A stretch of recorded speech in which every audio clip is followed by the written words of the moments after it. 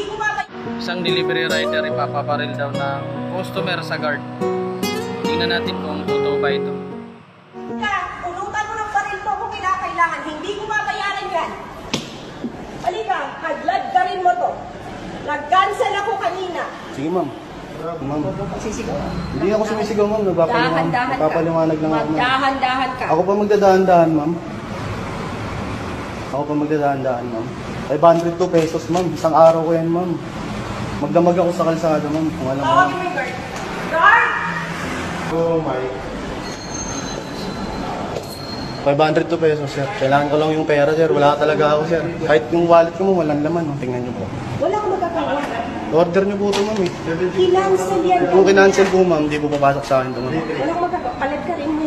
Ba't ganun? Ma'am, magbabiral ka, ma'am, promise. Masakit pakinggan yung ganyan. Ipapaparil ka lang. Mahirap yung ganyan. Deliver lang naman ang pagkain si Pops. Kawawa naman.